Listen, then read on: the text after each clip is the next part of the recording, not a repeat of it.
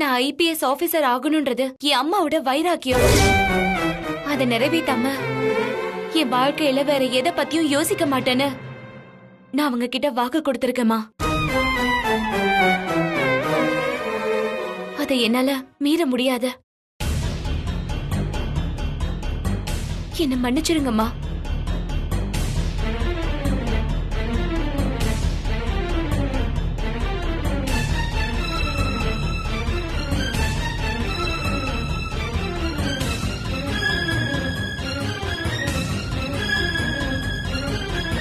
மயிலு, இப்பவே கல்யாணம் நடக்கிறதுல எனக்கு எந்த உடன்பாடும் இல்ல. ஆனா எங்க அம்மாவோட உயிரை காப்பாத்த எனக்கு இருக்கிற ஒரே ஒரு வழி இதுதான். என் கல்யாணத்தை பார்த்த சந்தோஷத்தோட போனா அம்மா பொழைச்சு வந்துருவாங்கங்கிற நம்பிக்கை எனக்கு இருக்கு.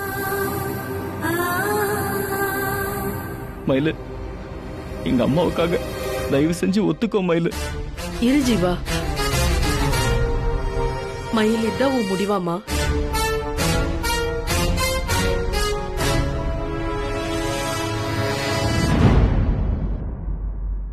ஆமாமா, நீங்க பொழைச்சு வர்றது எவ்வளவு முக்கியமோ அதே மாதிரி ஏன் அம்மா நல்லா இருக்கணும்ன்றதும் எனக்கு ரொம்ப முக்கியமா. அவங்க என் மேல பெரிய நம்பிக்கையே வச்சிருக்காங்க. நான் இப்படி ஒரு காரியத்தை செஞ்சுட்டு போய் நின்னா அவங்க உசிரியே விட்டுருவாங்கம்மா.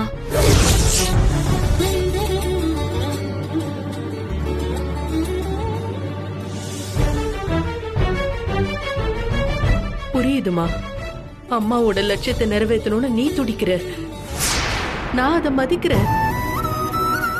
இதுக்கு மேல உன்னை இந்த விஷயத்துல வற்புறுத்த எனக்கு மனசு இல்ல. ஆனா நான் என் பிள்ளைக்கு கல்யாணம் பண்ணி பார்க்கணும்ல. வேற யாரையாவது நான் இவனுக்கு கட்டி வச்சா உனக்கு எந்த ஆட்சேபனையும் இல்லல்ல?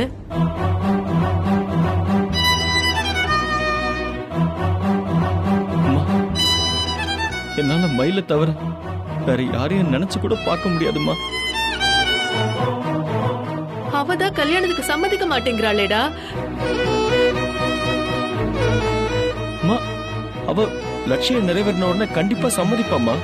இப்பவே இங்கேயே என் கண் முன்னாடி உன் கல்யாணம் நடந்தாகணும்னு நான் சொல்லிட்டு இருக்கேன். நீ விருப்பப்பட்ட வாழ்க்கை உனக்கு கிடைச்சா நல்லா இருக்கும் நான் நினைச்சேன். அது நடக்கலைங்கிறப்போ எங்க முடிவுதான் நீ ஏத்துக்கணும் ஜீவா. என்னம்மா, இதுக்கு மேல பேச எதுவும் இல்ல ஜீவா.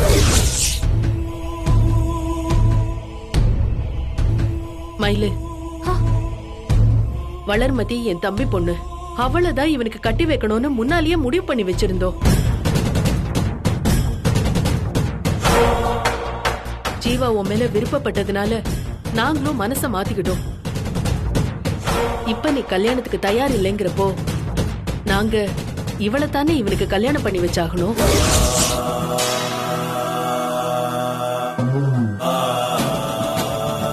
அதுக்கு நீதாமா இவனை சம்மதிக்க வைக்கணும்.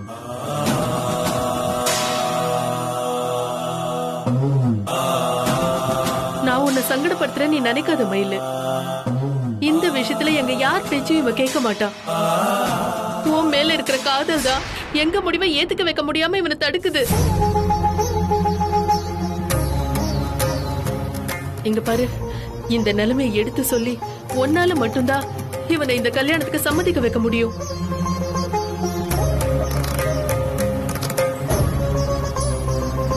இப்ப இவனை கூட்டிட்டு போய் பேசுமா. என் புள்ள கல்யாணம் இப்ப நடந்தே ஆகணும். அதுக்கு இவனை சம்மதிக்க வைக்க வேண்டியது உன் பொறுப்பு.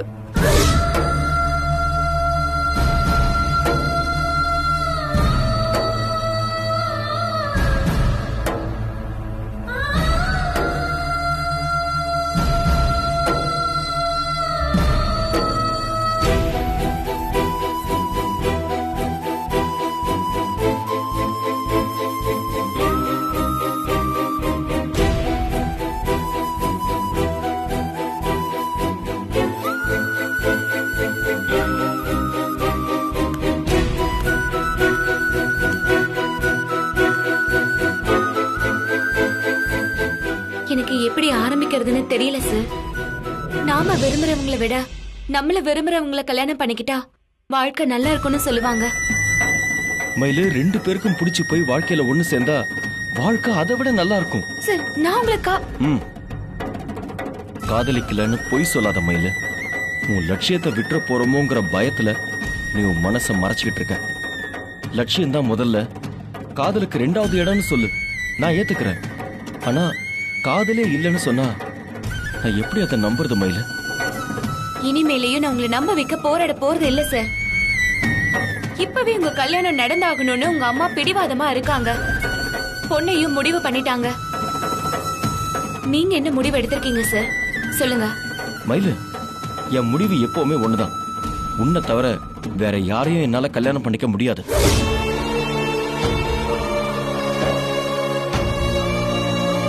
அம்மாவுக்காக வேற யாரோ ஒரு பொண்ணு கழுத்துல நான் தாலி கட்டினா ஆயுசு முழுக்க நீயும் நானும் ஒண்ணு சேரவே முடியாது.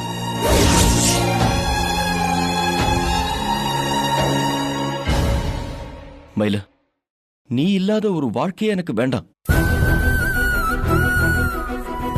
சார், உங்க அம்மா இப்பவே கல்யாணம் பண்ணிக்கணும்னு சொல்றாங்க. நீங்க என்ன கல்யாணம் பண்ணிக்கிறேன்னு சொல்றீங்க.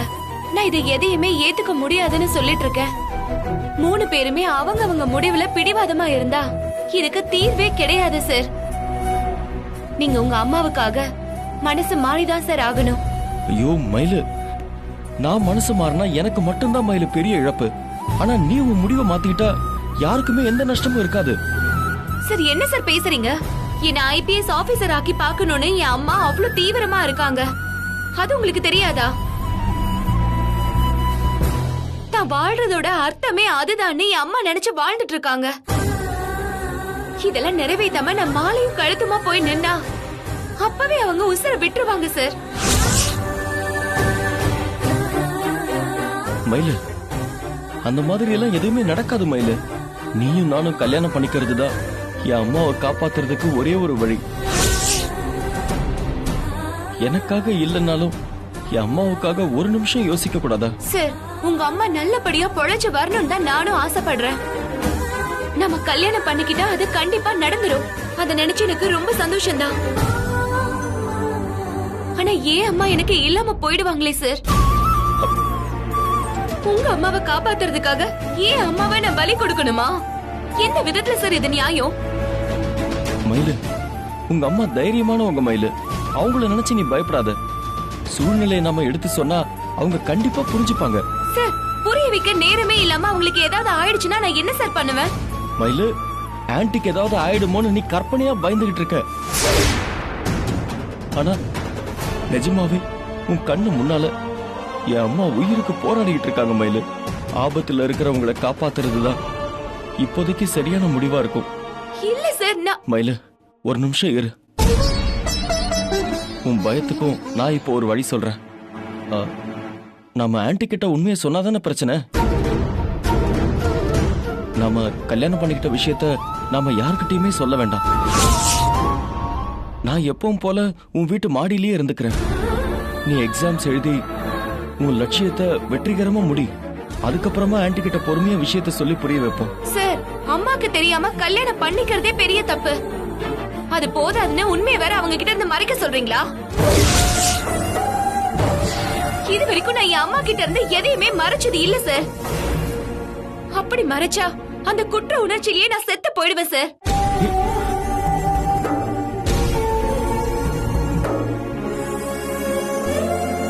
சரி மயில, இப்போ உன் முடிவு என்னங்கறத சொல்லு. சார், உங்க அவசரத்துக்காக உங்க சூழ்நிலைக்காக எல்லாம் என்னால இப்ப கல்யாணம் பண்ணிக்க முடியாது.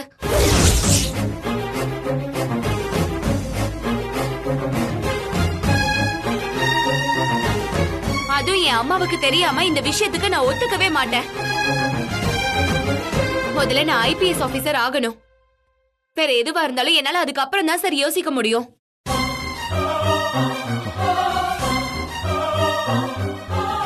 மயிலு, அது வரைக்கும் எங்க அம்மா தாங்குவாங்களான்னு எனக்கு தெரியல. சார், அப்படின்னா நீங்க அவங்க சொல்ற பொண்ணையே கல்யாணம் பண்ணிக்கோங்க. எனக்கு இந்த வார்த்தையை கேட்கறதுக்கே அவ்வளவு கஷ்டமா இருக்கு. உனக்கு கொஞ்சம் கூட வருத்தமே இல்லையா? என்ன மிஸ் பண்ணிடுவேங்கிறத பத்தி உனக்கு கொஞ்சம் கூட ஃபீலிங்ஸே வரலையா?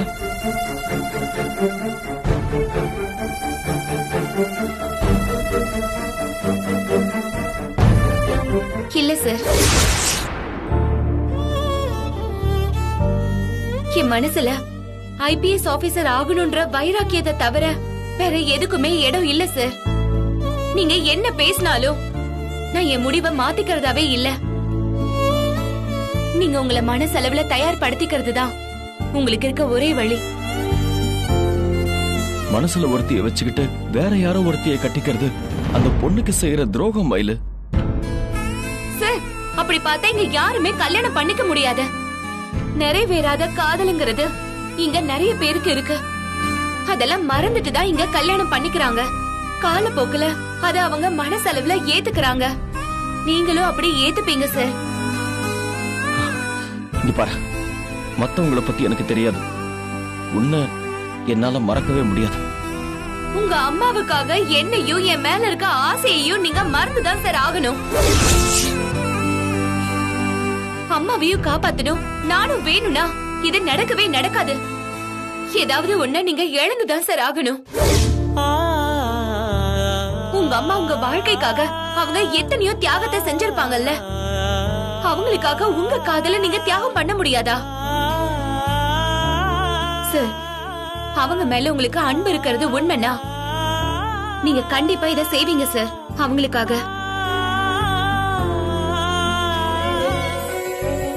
இன்னொரு விஷயத்தையும் நல்லா யோசிச்சு பாருங்க. உங்க கல்யாணம் நடந்தாதான் அம்மா நிம்மதியா ஆபரேஷன் பண்ணிப்பாங்க. அதோட ரிசல்ட்டும் நம்ம எதிர்பார்த்த மாதிரி அமையும். இல்லனா என்ன நடக்கணும் உங்களுக்கே தெரியும் சார். அவங்கள காப்பாத்த போறது ஆபரேஷன் இல்ல, நீங்க எடுக்க போற முடிவுதான். அம்மா ஆசையை நிறைவேற்ற போறீங்களா இல்ல அவங்கள சாகடிக்க போறீங்களா?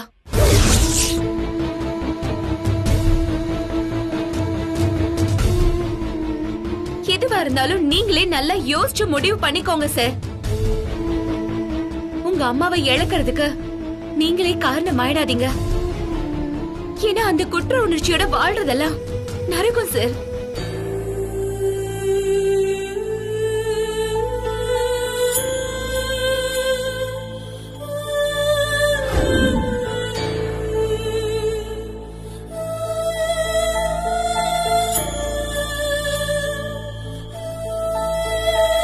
இன்னமும் தெரியல, இந்த ஆபரேஷன்ல இருந்து நான் பொழைச்சு வரமாட்டேன்னு என் மனசு சொல்லுது.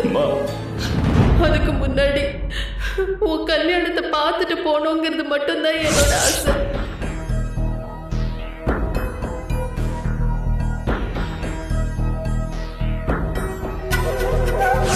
நீங்க பொழைச்சு வர்றது எவ்வளவு முக்கியமோ அதே மாதிரி ஏன் அம்மா நல்லா இருக்கணும்ன்றதும் எனக்கு ரொம்ப முக்கியமா.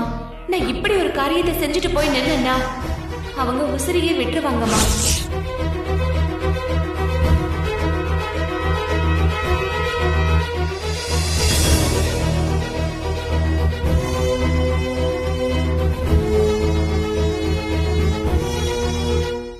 நான் எங்க அம்மாவுக்காக எங்க மாமா பொண்ணையே கல்யாணம் பண்ணிக்க சம்மதிக்கிறேன். ஆனா ஒரு கண்டிஷன். எல்லாருமே என் முடிவை தான் எதிர்பார்க்கறாங்க. ஆனா இந்த கல்யாணம் வேணுமா வேண்டாமான்னு முடிவெடுக்கிற உரிமை வளர்மதிக்கும் இருக்கு. அவளுக்கு இதுல சம்மதமான்னு எனக்கு தெரிஞ்சாகணும். அது மட்டும் இல்ல, நான் உன்னை லவ் பண்றது அவளுக்கு நல்லாவே தெரியும். எல்லாருமே கம்பல் பண்றதுனால தான் இந்த கல்யாணத்துக்கு நான் சம்மதிக்கிறேன்னு தெரியும். அவ குடும்பம் ரொம்ப காலமாவே எங்களை நம்பிதான் வாழ்ந்துகிட்டு இருக்க. அந்த ஒரு நன்றி கடனுக்காக வேற ஆப்ஷனே இல்லாம அவ இதை ஏத்துக்கிற மாதிரி இருக்கக்கூடாது. என்னை பத்தின எந்த உறுத்தலும் எந்த சங்கடமும் இல்லாம முழு மனசோட அவ இந்த கல்யாணத்துக்கு சம்மதிக்கணும். நான் இந்த வாழ்க்கையை ஏத்துக்கிறதுக்கு கொஞ்ச நாள் ஆகும். அது வரைக்கும் அவ பொறுமையா இருக்கணும். பின்னால ஏதோ ஒரு பிரச்சனைன்னு வரும்போது உன்னை பத்தியோ இல்ல என்னோட முதல் காதலை பத்தியோ அவ சொல்லி காட்டவே கூடாது. இப்படி ஒரு விஷயம் இருக்கிறதையே அவ சுத்தமா மறந்துடணும். இந்த கண்டிஷன்லாம் அவளுக்கு ஓகேவான்னு முதல்ல கேட்க சொல்லு. அதுக்கப்புறம் மத்ததெல்லாம் பேசிக்கலாம். உங்க கண்டிஷன் பத்தி வளர்மதி கிட்ட நான் பேசுறேன் சார். அவங்க சம்மதத்தோட நான் உங்களை வந்து பாக்குறேன்.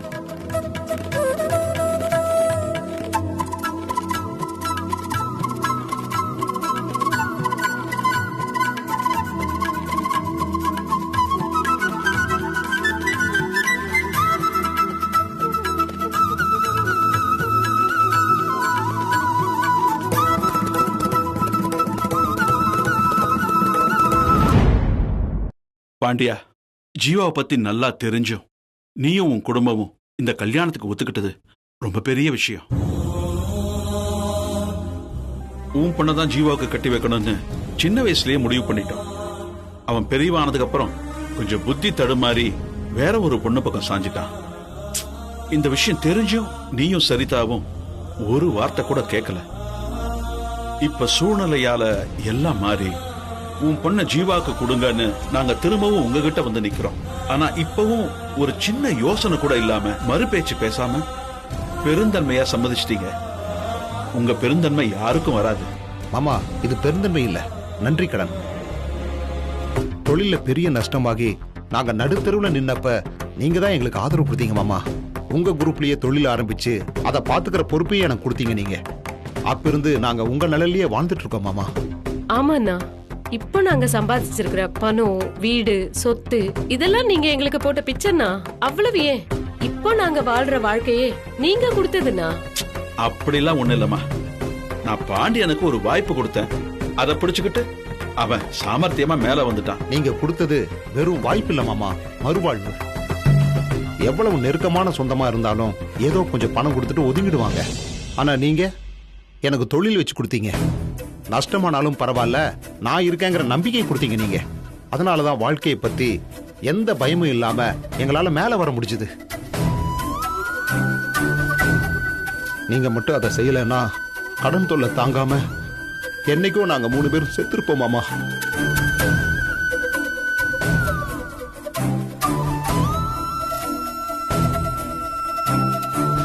நீங்க செஞ்ச உதவிக்கு நாங்க எங்க பொண்ணை கொடுக்கறது கூட ஈடாகாது.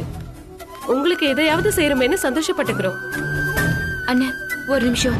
ஏய் நில்லு, என்ன வேணும் உனக்கு? இங்க எதுக்கு வந்த? சார், வளர்மதி எங்க? ரூம்குள்ள இருக்கான். நான் அவகிட்ட கொஞ்சம் பேசணும். எங்க வீட்டு பொண்ணுகிட்ட நீ என்ன பேச போற? எதையாவது சொல்லி அவன் மனசை கலைக்கலான்னு பாக்குறியா? நான் இருக்கிற வரைக்கும் அது நடக்காது. மரியாதையா போயிடு.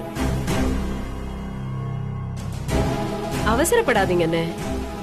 இவதான் ஜீவாவை கட்டிக்க முடியாதுன்னு சொன்னால, இவ எங்க நம்ம பொண்ணு மனசை கலைக்க போறா? இல்ல சரிதா, இவளை பத்தி உனக்கு தெரியாது. நம்ம முன்னால ஒண்ணு பேசுவா, பின்னாடி ஒண்ணு பேசுவா. இவளையெல்லாம் நம்பவே முடியாது. சார், ஜீவா சார் தான் கல்யாணத்துக்காக வளர்மதி கிட்ட சில விஷயங்களை பேச சொன்னாரு. எதுவா இருந்தாலும் அவன் வந்து பேச வேண்டியதானே? உன்னை எதுக்கு தூது விட்டுருக்கான்? ஜீவா சங்கடப்படுறாரோ என்னவோ, பொண்ணும் பேசிக்கிட்டா நல்லதுன்னு நினைக்கிறார் போல.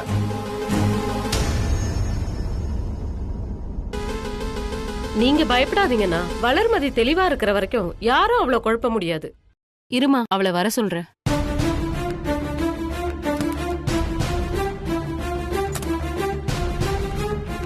வளர்மதி, மயில் உன்கிட்ட பேசணும்னு சொல்றா, வாமா.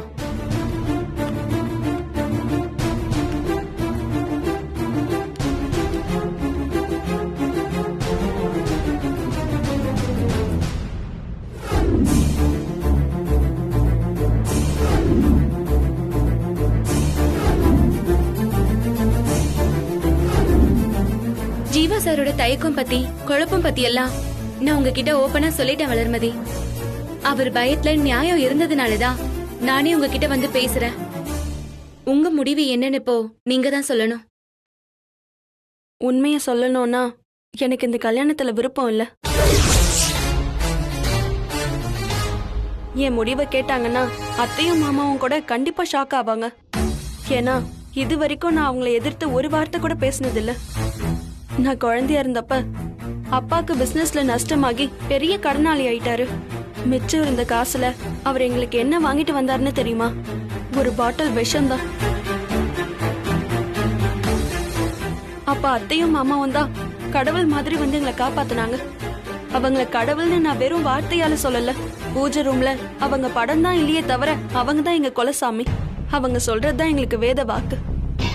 அத்தையும் மாமாவும் என்ன சொன்னாலும் அது நாங்க சரியா தப்பான்னு யோசிக்கவே மாட்டோம். ஒரு குளத்தை காட்டி குதின்னு சொன்னா கூட ஏன் எதுக்குன்னு கேள்வியை கேட்காம கண்ணை மூடிட்டு குதிச்சிருவோம். இப்படியே பழகிட்டதுனால சின்ன வயசுல இருந்து எங்களுக்குன்னு எந்த விருப்ப வெறுப்பும் இருந்தது இல்ல. மாமா வீட்டுல என்ன சொல்றாங்களோ அதான் எங்களோட முடிவு.